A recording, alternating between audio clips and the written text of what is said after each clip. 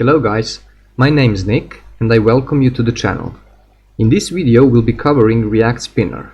React Spinner is a pretty simple component, but as your application starts to grow, you'll find out that you're using it very often, usually after you make an HTTP request while waiting for the server response. If you do it using React classes, you'll have to declare state variables and methods that will change those variables in order for React to show or hide your spinner. And that's completely okay. That's how we've been using it until recently. With the introduction of React hooks, we can do it, in my opinion, in a bit better way. Our spinner will be available globally.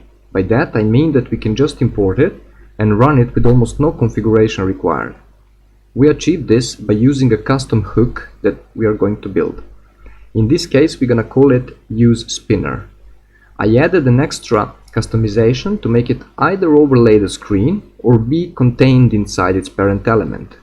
Our component will be fully encapsulated, meaning it will not require any external logic in order to run. But before we actually start building our spinner, let me quickly show you how the completed one looks like.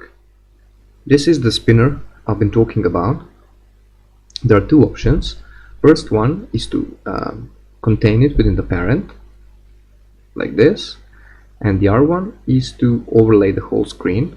As you can see, the background is darkened, but you cannot really see the difference right now because the body already, the app already has the 100 height and 100 width. So let's reduce that. Okay, and let's reduce that. Let's reduce it more actually. Okay, and reduce this to also 50 VH. Okay, now let's position it differently. So go to the body and align it to flex start and justify content to flex start as well. Now when it's overlaid, you'll see spinner positioned in the middle, background darkened. Remove overlay, spinner position in the middle of the parent component. Let's start building it out.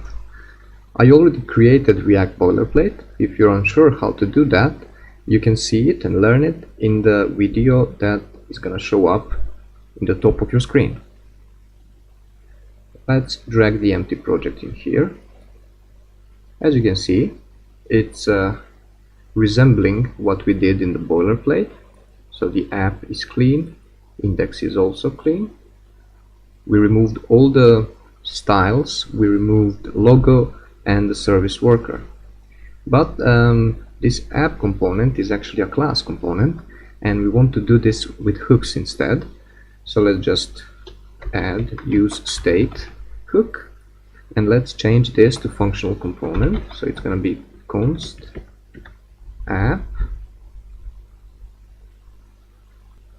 equals arrow function. We don't need render anymore and we have a return. Let's make sure that actually works and that it renders without any errors.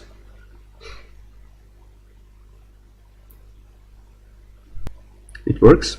Let's check for errors. Yeah, okay.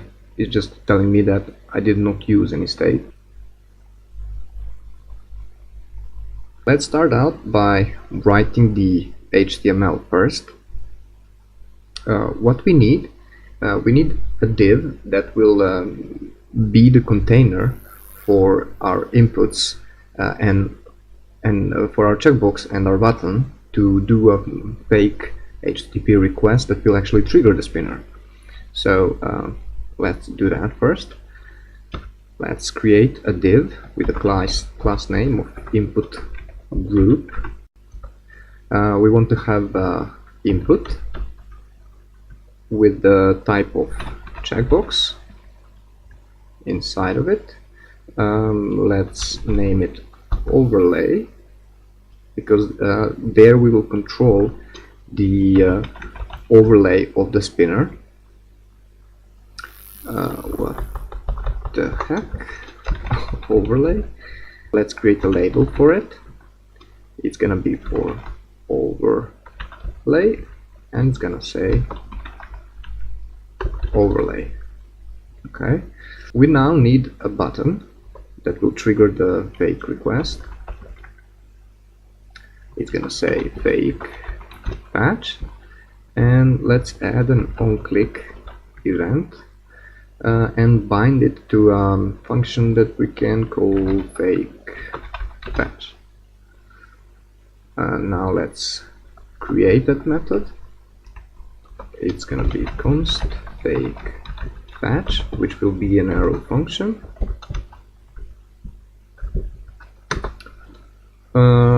Right now, let's just console log patching.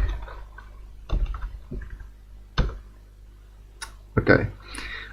To be able to create our spinner, we actually need to get that animated spinner SVG. You can always try to create it yourself, but why invent the wheel and spend hours on it when there is already created ones?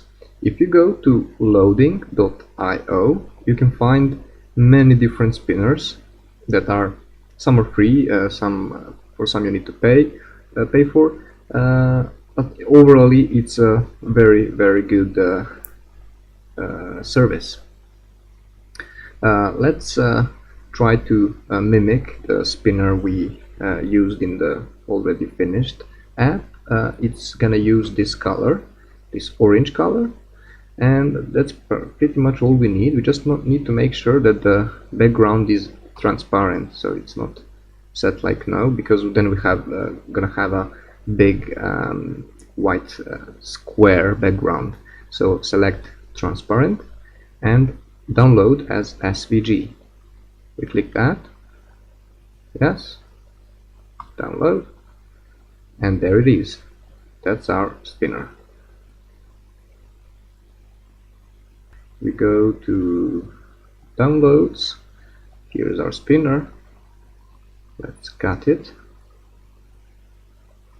and let's insert it here. Go to source. Let's create a folder, call it spinner, and inside of it just paste the spinner SVG. Let's remove this extra text, we don't want it. Okay, and there is a spinner SVG. We don't want to, you should never really use spinner inside image tag. That basically kills all the advantages of using SVGs, but instead let's create a functional component that will return an SVG. So we basically write an inline SVG. Let's select all of that, copy it. Let's create a new file, and let's call it spinner icon.js.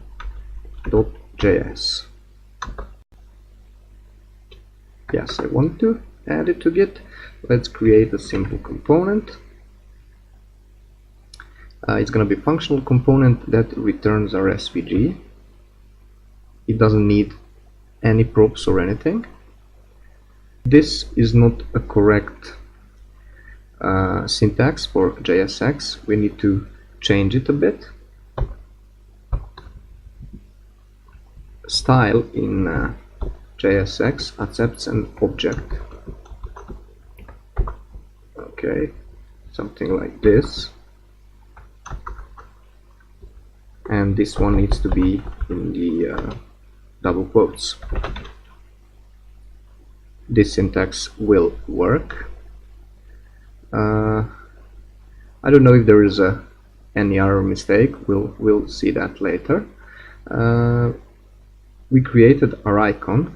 Now we can use that icon inside our spinner component. We can get rid of the SVG. We don't need it anymore. Let's create the spinner component. It's also going to be simple function component. This time it's going to take in some props, and it's going to return a div with the class name of spinner, and we need to use that spinner icon that we just created. My ID is automatically importing, but don't forget to import if you're using Visual Studio Code. Now we need to import this spinner component into our app component. Let's try to use it here. Spinner. If we save, yeah, it screams. This is also not correct syntax for JSX, so we need to change that. That's here. This is not something that JSX knows about. So let's just get rid of that. Save now. Okay, it should be working. Yeah, this is the spinner, but as you can see, the whole layout is not correct. So let's add those CSS files and fix it. Let's first create a file for app CSS, and inside that file let's create some global styles first. It's going to be for HTML and body. We want some minor reset, padding 0, margin 0, box sizing of border box. We want a minimum height of 100 VH. VH is view height, so the height of the client's viewport, and viewport is what is contained inside of the browser window. And we want min width of 100 view width. It's the same as the view height, just for the width. We want our HTML and body to be display flags, and we want to align items in the center and justify content also to the center. We must not forget to import our styles, so let's import app CSS. Let's see if it works. Yeah, everything is contained to the middle. Let's continue with the styling. I prefer to use these rules for every single HTML element. I don't like user selects, especially in the projects like this one. So I'll select user select none, and outline none. Outline is, for example, when you click on a button and then you leave focus from that button, you will see a little border, little outline outside of the button, and I hate that. So I always remove it. Let's create some basic styling for our button. Background transparent, font size, let's say 20 pixels, font weight bold, color of the text I'd like to be white. Let's put some border inside, 1 pixel, solid white, so it matches the color of the font. Let's give it some border radius, some modern looking, let's say 50 pixels, so it's gonna be completely circular on the edges. Let's give it some box shadow of 2, 3 and 5 pixels, blur, RGBA. This is transparent black color, but it's gonna look like gray. Let's give it some padding of 10 pixels top and bottom, and 100 pixels left and right.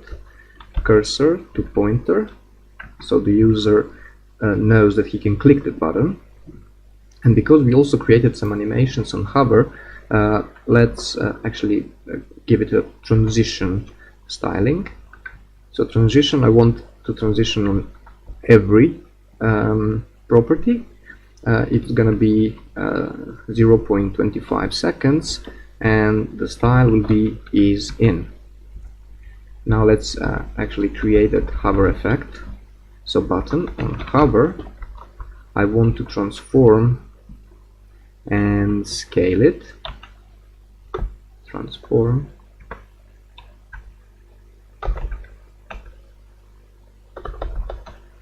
Transform, I can't type today. Let's scale it to just a little bit, and let's move it up a bit. So it's translate epsilon -2 pixels. So it's gonna have that effect of going towards you, by going up a little bit and increasing a bit. So you'll have that effect. And let's increase the box shadow, so it will really look like it's lifted off the background. 3, 5, 15 pixels, and the same RBGA 0, 0, 0, 0.75. Let's see how that actually looks like. This is our button. Because it's transparent and the background is white, you cannot see the letters, but if we hover over it, it looks like, you know, it's being moved. Now let's style the input and the label. So let's go with input. It's gonna have transform. Because it's a checkbox, you cannot actually set the height and width of it, nor the font size. The easiest way and shortest is to scale it. I'm gonna scale it like this, and let's style the label as well. We want it to have a font size of 20 pixels, so it matches the bottom font size. Font weight bold. Color should be white. Margin on the right side, so we separate it a bit from the checkbox, 10 pixels. And let's transform the text into uppercase. We need to create another rule with the class of app, which is our main container. Let's give it a height of 100 view age, so it covers the whole screen, and width of 100 view width. Margin should be 0 and auto. Position should be relative. Display flex. Align items center. Justify content center. Flex direction should be column. And I'm just gonna copy the gradient I previously built, because I cannot remember the name of the colors, those hex values. Let's save that and see how it looks like.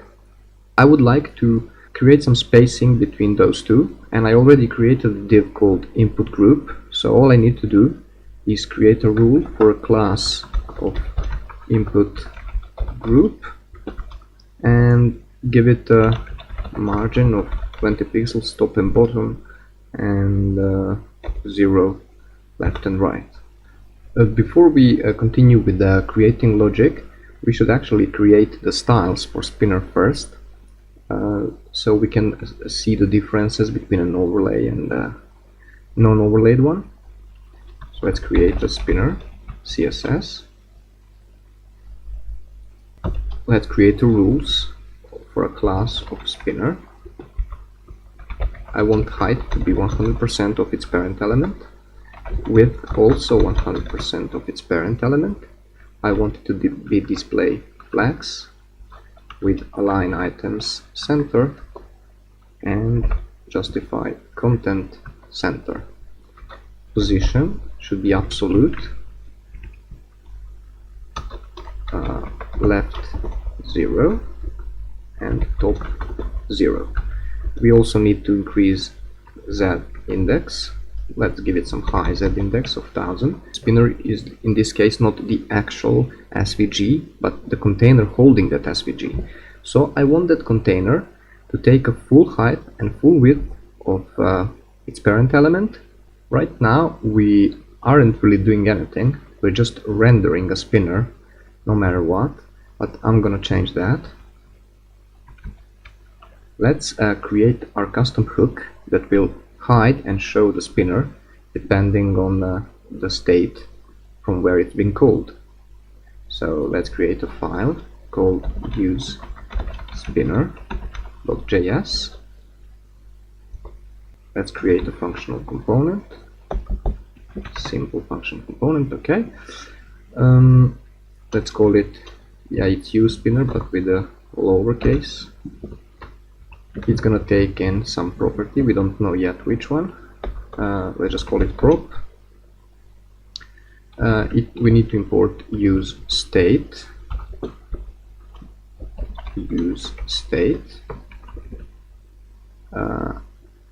We don't need it right now, and let's actually figure out how we can do that.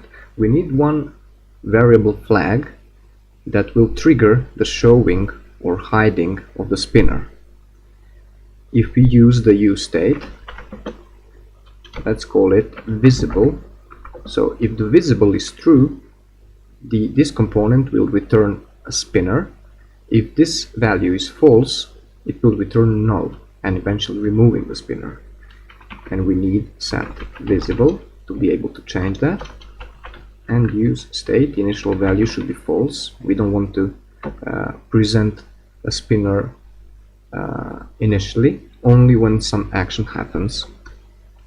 Let's create two methods that will show and hide spinner. So show spinner is gonna equal arrow function, and we're gonna call this set visible because it's show. We want to pass in true, and hide spinner should also be an arrow function. We also call set visible, but this time we pass in false. And now let's create the actual spinner, which will ask if this visible variable is true or false. If it's true, I want to render a spinner. If it's not, I want to render null. And we want to return the spinner and the methods that will show or hide the spinner. So we return show spinner and hide spinner. Before we can start using it, we need to import the spinner component. As you see, the web storm is screaming that spinner is not defined. So let's import spinner from spinner. Now it seems to work. Let's see how we can use this hook to actually display or hide our spinner. Let's go back to our app component. At first we just imported the spinner function and spinner component and showed it initially, but now let's import the hook that we just created. So import use spinner from spinner use spinner. Now let's use the hook we just imported by typing const spinner show spinner and hide spinner use spinner. We're not passing any initial values right now. Let's show spinner. Let's just call it and let's see what happens.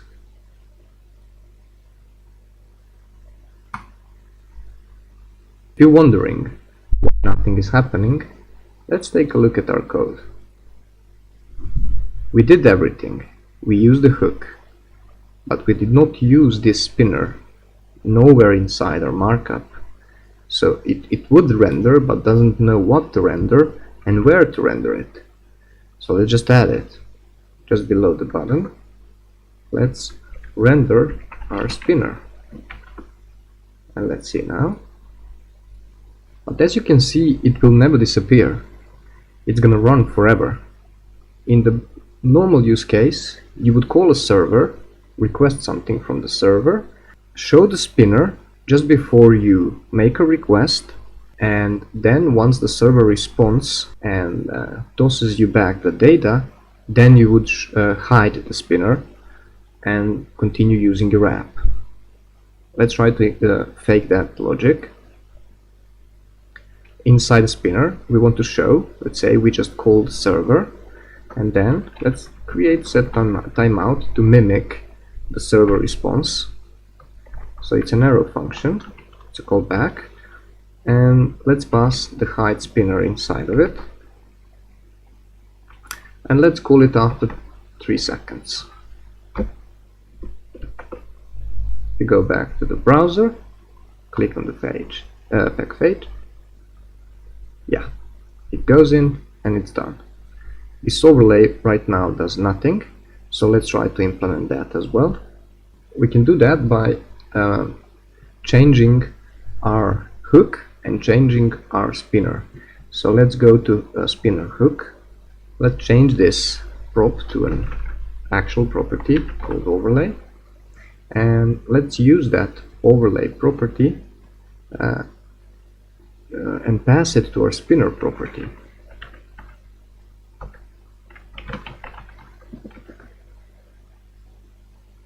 Now inside our spinner component, let's import that CSS we created but did not import. I always forget that and then wonder why stuff doesn't work. Let's create some styles, inline styles. Let's call it styled.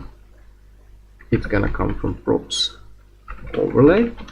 So we ask if the overlay value is set to true, we want to create some styles. If it's false, we don't want to alter the styles of this component. But if it is true, let's change the background to RGBA, well known, 0, 0, 0. 75 would be too much, let's do 5. Let's say height to 100, view age instead of 100%. When it's 100%, it's gonna take the full height or full width of its parent element. If it's 100 VH, it's gonna take the full width and full height, and we want that when it's an overlay. And position should be fixed.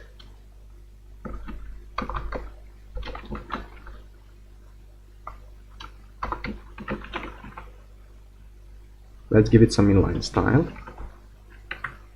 and that's the style we just created. Now when we have set up our spinner and our use spinner hook, we need to somehow connect that checkbox so we can manipulate the styling of our spinner. So let's go back to the app.js and let's change our input a bit. Let's put it in a multi-line so it's easier for you to read. Let's bind the input value to overlay. We are going to create this state in a moment, and on change we want to set the overlay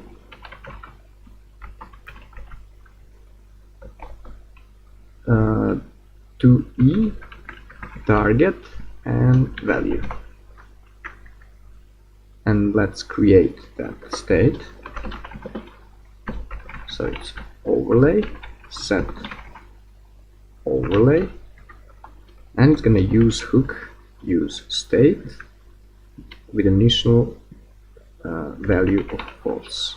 Let's save it and let's see if that works. Nope. Nope. Okay, let's see what's going on. Oh, okay. When you have a checkbox, you cannot really select a value because the value will always be an empty string. You want to do e.target.checked, and that's a boolean. when you go for a value, it will not be a boolean. Let's try now. It's not overlaid. Here, still not overlaid. Let's debug some more. When we are checking and unchecking this input, we are triggering this setOverlay method that comes from the useState hook, and we are overriding the initial value of false with a value that comes from the e.target.check. And why do you think this doesn't work? How will our hook know that this overlay actually changed? If we go to our hook, we see that it expects an overlay property to be passed to the hook. In here, we're just calling the useSpinner hook without passing anything. If we pass this overlay to a property to our hook and save, this should work now. Let's see if it will actually be contained inside its parent element if we change the height of the app and width of the app, and go to body and align items to flex start and justify content to flex start. Overlay will still be in the middle as we said, and non-overlaid will be in the middle of its parent component. This is one of the simple ways how you can utilize the hooks to create some globally available components that do not really depend on the local states. Thank you guys for watching. Hope to see you in the next video.